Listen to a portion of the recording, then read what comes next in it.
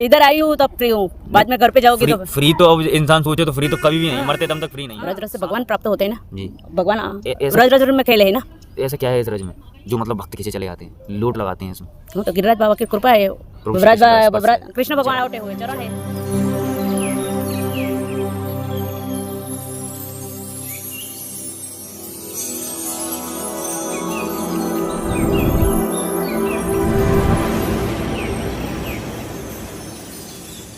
थक नहीं रही हैं, अच्छे गिरिराज बाबा इधर गिरिराज बाबा। हाँ, थकान दूर हो जाती है 1 घंटे में। 1 घंटे में थकान दूर। अच्छा मुकाम पर गए 1 घंटे सो गए जी। थकान दूर।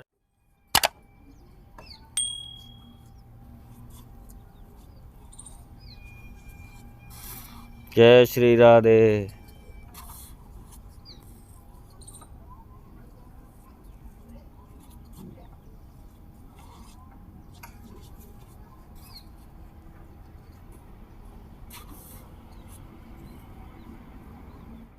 जय श्री राधे बोल गोवर्धन महाराज की जय। तो दोस्तों, भक्तों की इसी कड़ी में मैं आज एक माता जी के साथ हूँ जो गोवर्धन महाराज की भक्त हैं और प्रभु श्री कृष्ण की जो लड्डू गोपाल के रूप में उनकी पूजा करती हैं।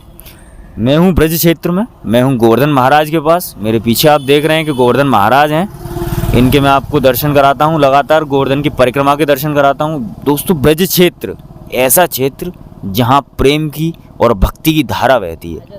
यहाँ भक्ति ऐसी है जो शायद ही आपको कहीं देखने को मिले और कहीं आपको ऐसे भक्तों के दर्शन हो।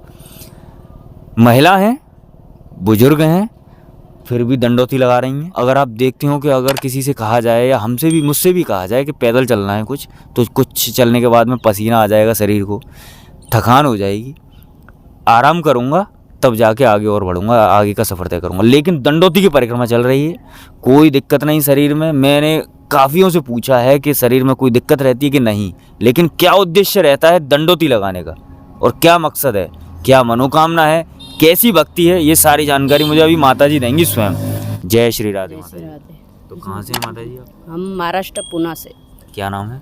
तृप्ति मेहता। तो कितनी उम्र होगी तकरीबन आपकी? 57। 57। तो ये जो दंडोती की परिक्रमा लगा रही हैं आप, कब से लगा रही हैं, कितने दिन हुए हैं आपको? 14 तारीख को शाम को 4:30 बजे। शरीर में कोई लगा आपको थकान वगैरह? मैं योगा करती हूँ रोज। योगा करती हैं आप? तो वैसे भी अगर कुछ लगी थोड़ी बहुत तो एक दिन जरा लगा, अभी नहीं है कुछ। तो ऐसा कैसे, मतलब अगर आप योगा करती थी तो योगा करते टाइम में थकती थी उधर? नहीं, घर पे भी योगा तो 5 साल से मेरा चालू है। नहीं तो कितने वक्त? 1 घंटे 2 घंटे? 1 घंटा। 1 घंटा। लेकिन ये दंडोती लगाती हैं लगातार कितने घंटे? सुबह 3 घंटे, शाम को 2 घंटे। तो इसकी तो प्रैक्टिस नहीं थी ना 3 घंटे की लगातार एक्सरसाइज करने की? मालूम था ना? जी, पता था। इच्छा थी। तो यहाँ क्या है ऐसा इस क्षेत्र में जो आप मतलब बिल्कुल थक नहीं रही हैं? अच्छे गिरिराज बाबा इधर। गिरिराज बाबा। हाँ, थकान दूर हो जाती है 1 घंटे में। 1 घंटे में थकान दूर। अच्छा। मुकाम पर गए 1 घंटे सो गए जी। थकान तो दूर। महाराज जी से कब से जुड़ी हैं आप? महाराज जी से तो पहले कृष्ण भगवान बोलो कि गिरिराज बोलो एक ही है। जी। कब से जुड़ी? कब से मिला? शादी 85 में हुआ हूँ, सब से जुड़ी हूँ। तब से जुड़ी हैं। तो घर परिवार में पूजा होती थी प्रभु श्री कृष्ण? मेरे सास के ससुर के घर पे पूजा होती थी। जी।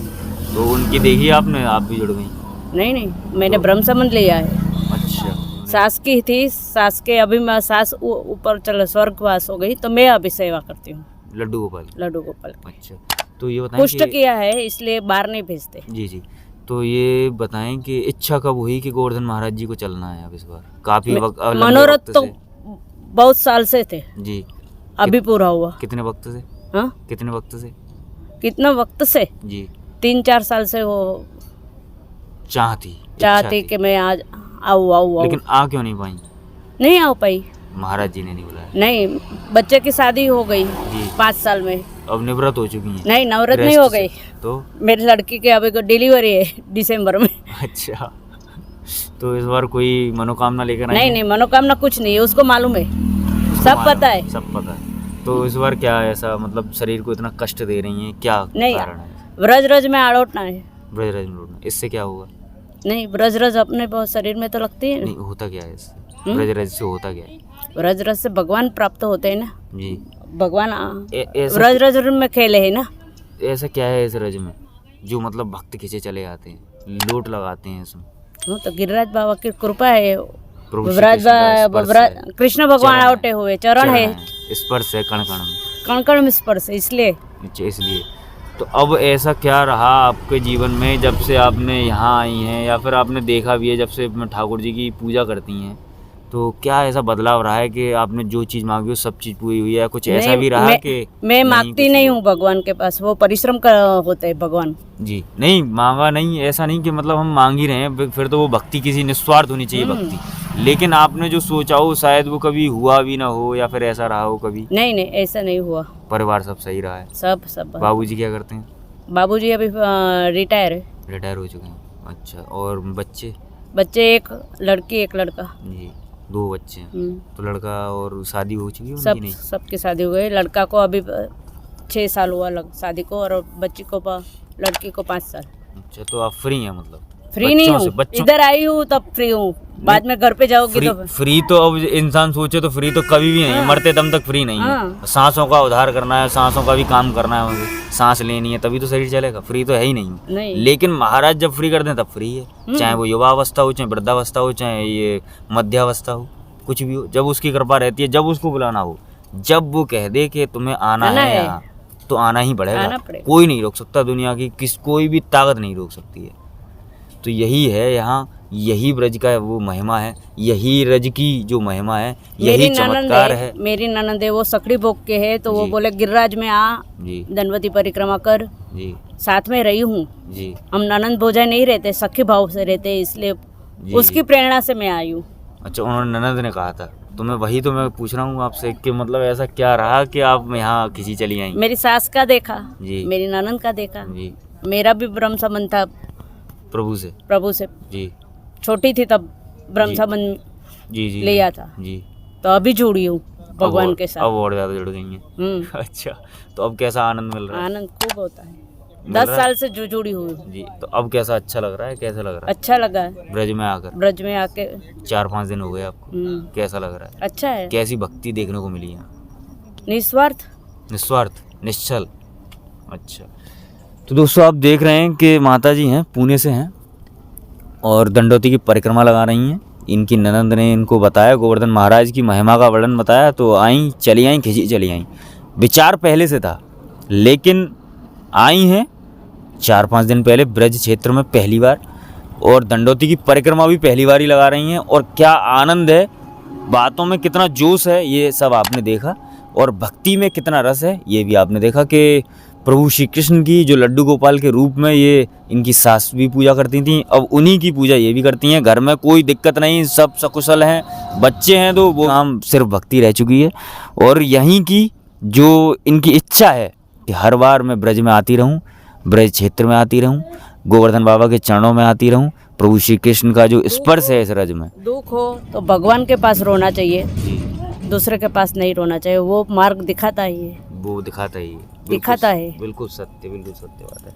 तो दोस्तों माता जी का कहना है कि दुख हो तो भगवान के आगे रो, और सुख हो तो भी भगवान को याद करना, पहला सुख दुख दोनों में नहीं भूलना चाहिए जी।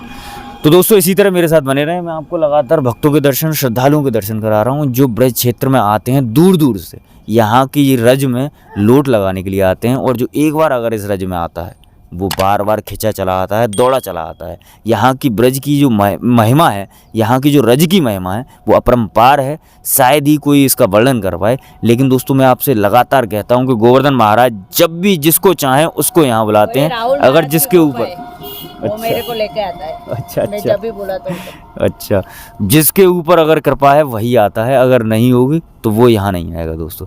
और भक्ति में ऐसे ही तल्लीन रहें, भक्ति के रंग में रंगे रहें, ब्रज क्षेत्र के दर्शन करते रहें। और यहाँ के जो आ रहे हैं श्रद्धालु, ऐसे श्रद्धालु जिनको देखकर आंखें भी धन्य होती हैं, स्वयं इनका आशीर्वाद मिलता है, तो और ज़्यादा मुझे भी अनुभूति होती है सुख की। तो ऐसे ही मेरे साथ बने रहें, गोवर्धन महाराज के दर्शन करते रहें, भक्तों के दर्शन करते रहें। बोल श्री राधे गोवर्धन महाराज की जय।